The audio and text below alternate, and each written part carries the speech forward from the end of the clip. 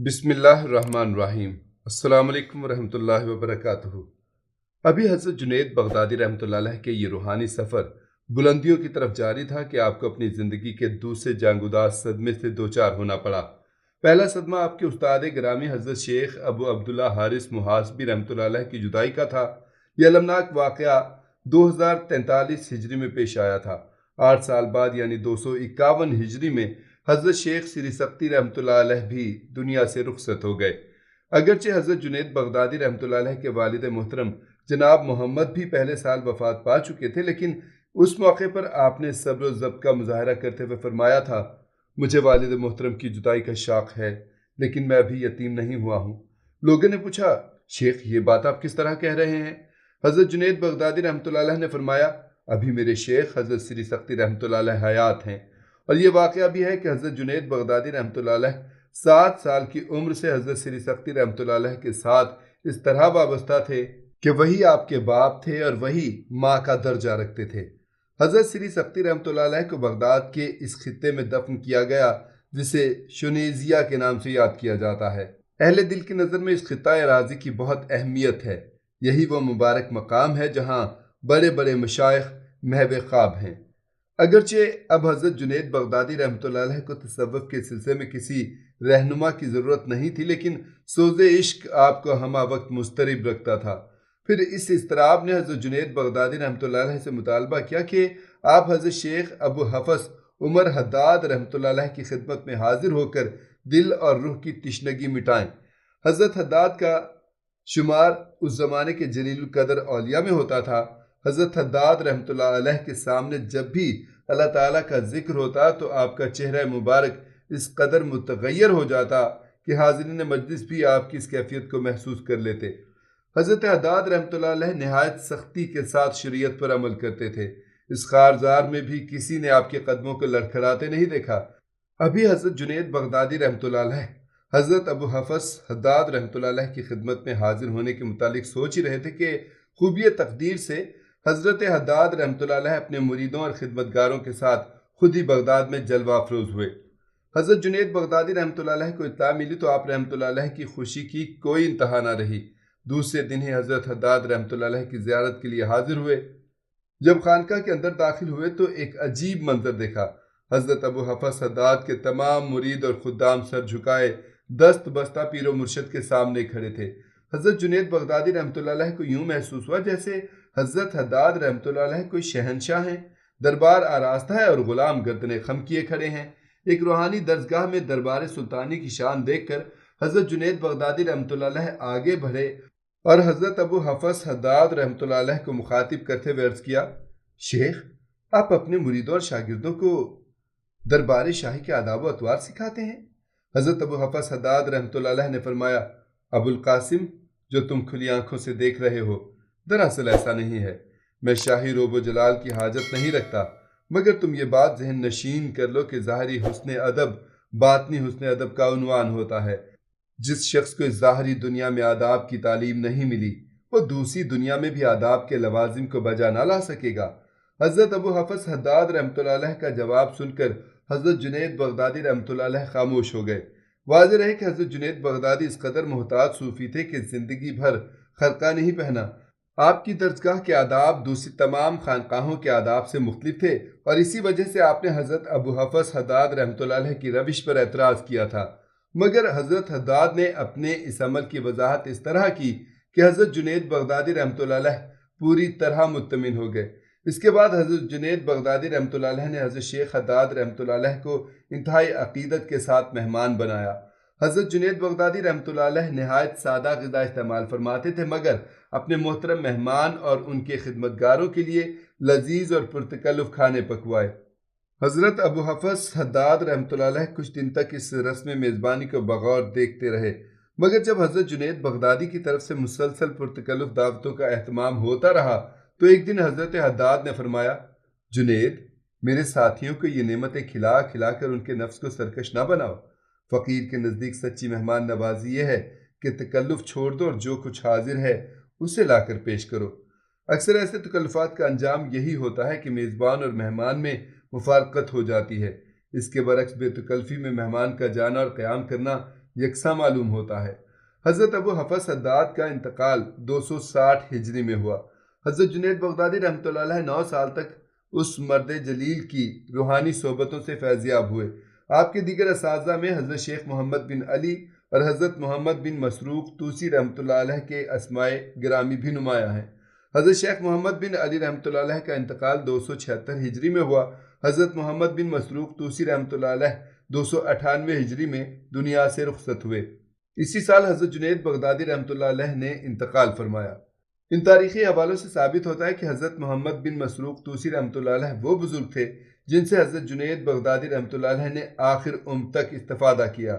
علامہ ابن جوزی رحمۃ اللہ علیہ نے حضرت جنید بغدادی رحمۃ اللہ علیہ کے ایک اور استاد حضرت یعقوب زیات رحمۃ اللہ علیہ کا بھی ذکر کیا ہے۔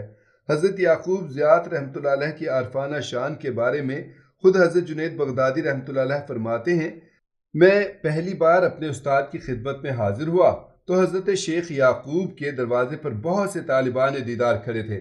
ہمارا خیال تھا کہ حضرت شیخ ہمیں اندر آنے کی اجازت دے دیں گے، مگر یکایک خانقاہ کے دروازے پر ایک خدمتگار نمودار ہوا اور اس نے ہم لوگوں کو مخاطب کرتے ہوئے کہا، شیخ نے فرمایا کہ کیا تم لوگوں کے لیے اللہ تعالیٰ کا مشغلہ کافی نہیں جو اس کا ذکر چھوڑ کر میرے پاس آئے ہو؟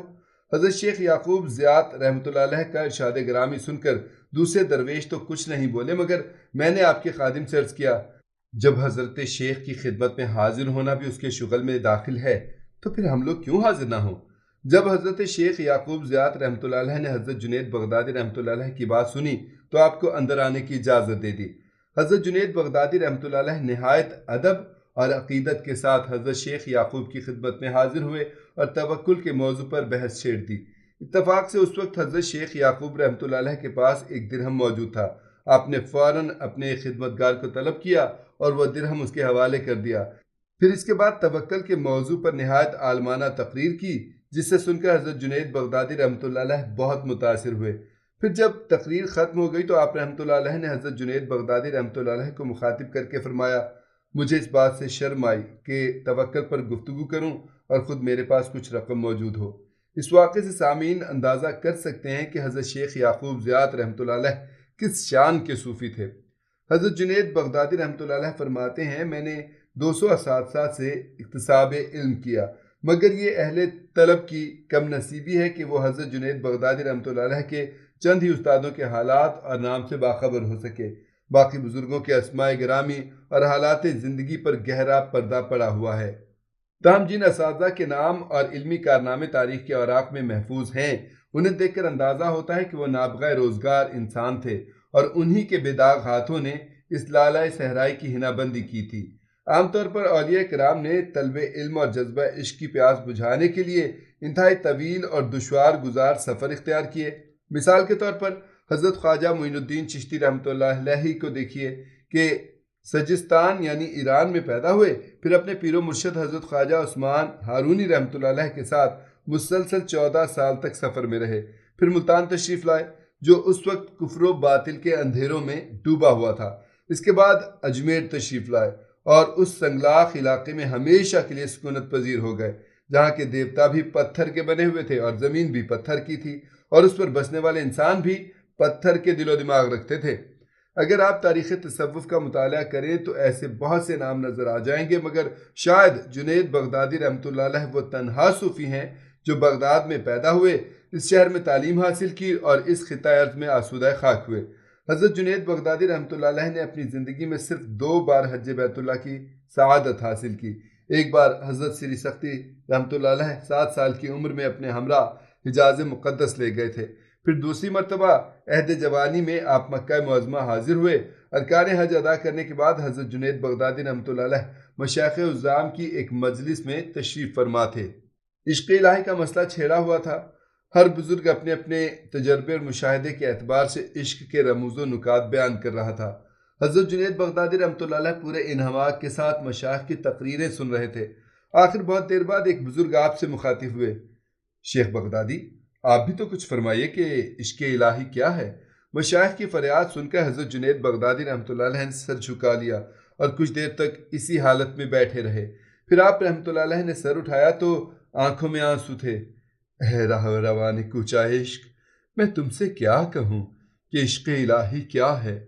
जो بندہ اپنے نفس سے گزر جائے وہ اللہ کے قریب ہے، ظاہر کی آنکھ ہو یا دل کی، وہ ہر حال میں اسی کا جمال دیکھ رہا ہے۔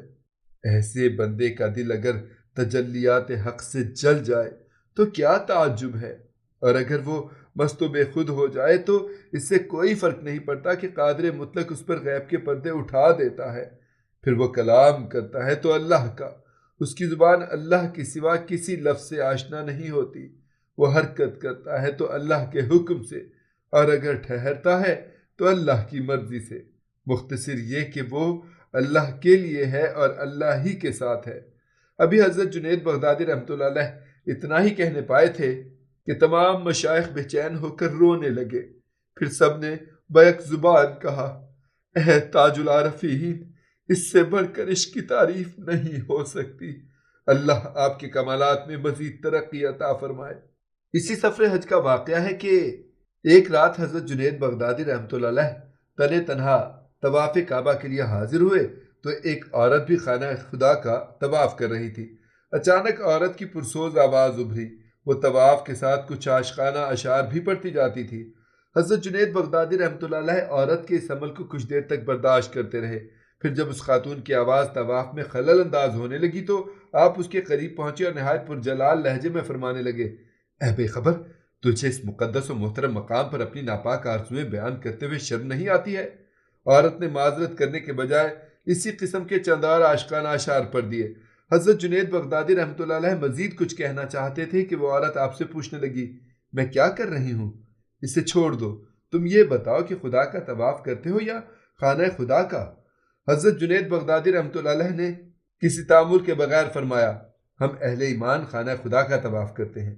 حضرت جنید بغدادی رحمۃ اللہ علیہ کا جواب سن کر عورت بے قرار ہو گئی اور اس نے آسمان کی طرف دیکھتے ہوئے نہایت پرسوز لہجے میں کہا، سبحان اللہ، تیری مخلوق میں ایسے بھی ہیں لوگ جو پتھر کی طرح بے حس ہیں اور پتھر کے گرد طواف کرتے ہیں، انہیں بتا کہ تیری مرضی کیا ہے اور تو ان سے کیا چاہتا ہے۔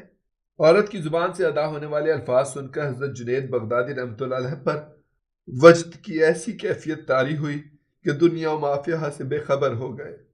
پھر جب ہوش آیا تو وہ عورت غائب تھی جس نے آپ کو بڑے مؤثر اور منفرد انداز میں توحید پرستی کا سبق دیا تھا۔ حضرت جنید بغدادی رحمۃ اللہ علیہ مکہ معظمہ میں قیام فرما تھے کہ اجمیوں کی ایک جماعت آئی اور آپ کے گرد حلقہ بنا کر بیٹھ گئی۔ اجمی دنیا کے ہر اس شخص کو کہتے ہیں جو عرب سے تعلق نہیں رکھتا۔ یہ اجمی لوگ حضرت جنید بغدادی رحمۃ اللہ علیہ سے مذہبی مسائل پر گفتگو کر رہے تھے۔ اچانک ایک شخص آیا اور حلقہ توڑ کر آگے بڑھا، پھر وہ حضرت جنید بغدادی رحمۃ اللہ علیہ کے قریب پہنچ کر کھڑا ہو گیا اور اس نے ایک تھیلی آپ کے سامنے رکھ دی۔ حضرت جنید بغدادی رحمۃ اللہ علیہ نے حیرت سے تھیلی کی طرف دیکھا اور پوچھا، یہ کیا ہے؟ اس میں 500 دینار ہیں۔ اجنبی شخص نے انتہائی عقیدت مندانہ لہجے میں عرض کیا، میری شدید خواہش ہے کہ آپ انہیں اپنے مبارک ہاتھوں سے فقراء میں تقسیم فرما دیں، یہ کام تو تم خود بھی انجام دے سکتے ہو۔ حضرت جنید بغدادی رحمۃ اللہ علیہ نے فرمایا، دراصل میں نہیں جانتا کہ مستحق لوگ کون ہیں۔ اجنبی شخص نے عرض کیا۔ حضرت جنید بغدادی نے ایک نظر اس شخص کی طرف دیکھا، پھر فرمایا، اس کے علاوہ تمہارے پاس کچھ اور رقم بھی ہے؟ جی ہاں، اللہ کا دیا بہت کچھ ہے۔ اس شخص نے اپنی آسودہ حالی کا ذکر کرتے ہوئے کہا، کیا تم اپنے موجودہ سرمایہ کے علاوہ مزید دولت بھی کمانا چاہتے ہو؟ حضرت جنید بغدادی رحمۃ اللہ علیہ نے پوچھا، کیوں نہیں؟ اجنبی شخص نے کہا، یہی رسم دنیا ہے کہ انسان اپنے کاروبار کے فروغ کے لیے دن رات کوششیں کرتا ہے۔ حضرت جنید بغدادی رحمۃ اللہ علیہ نے دیناروں سے بھری ہوئی تھیلی اٹھائی اور اس شخص کو لوٹاتے ہوئے فرمایا، پھر تو تم ہی اس رقم کے زیادہ مستحق ہو، اسے واپس لے جا کر اپنے خزانے میں جمع کر دو۔ حضرت جنید بغدادی رحمۃ اللہ علیہ فرماتے ہیں کہ قدرت نے عجیب عجیب انداز سے میری دستگیری کی اور عبرت کے لیے عجیب عجیب مناظر دکھائے۔ ایک بار میں سفر حج کے دوران ریگستان سے گزر رہا تھا کہ ایک شخص ببول کے درخت کے نیچے بیٹھا ہوا تھا۔ میں نے قریب جا کر دیکھا تو وہ ایک نوجوان تھا جو حق کی تلاش میں گھر سے نکلا تھا۔ لوگ آ رہے ہیں، جا رہے ہیں، مگر تم ایک ہی جگہ بیٹھے ہو۔ میں نے نوجوان سے دریافت کیا، آخر اس کی کیا وجہ ہے؟ نوجوان نے بڑی اداس نظر سے میری طرف دیکھا اور کفِ افسوس ملتے ہوئے بولا، مجھ پر ایک کیفیت طاری تھی، مگر جب یہاں پہنچا تو وہ کیفیت ختم ہو گئی، میں اسی کی تلاش میں بیٹھا ہوں۔ حضرت جنید بغدادی رحمۃ اللہ علیہ فرماتے ہیں کہ میں نے اس نوجوان کی بات سنی اور اپنا سفر جاری رکھا۔ پھر جب میں ارکان حج ادا کرنے کے بعد واپس آیا تو اسی نوجوان کو دیکھا۔ وہ اس جگہ سے ہٹ کر تھوڑے فاصلے پر بیٹھا تھا، مگر اس بار اس کے چہرے پر افسردگی کے بجائے خوشی کے آثار نمایاں تھے۔ میں قریب پہنچا اور اس نوجوان سے مخاطب ہوا، اب یہاں کیوں بیٹھے ہو؟ مجھے میری کھوئی ہوئی چیز اسی جگہ ملی ہے، نوجوان نے پرجوش لہجے میں کہا، اسی لیے میں اسی مقام پر پاؤں توڑ کر بیٹھ گیا ہوں۔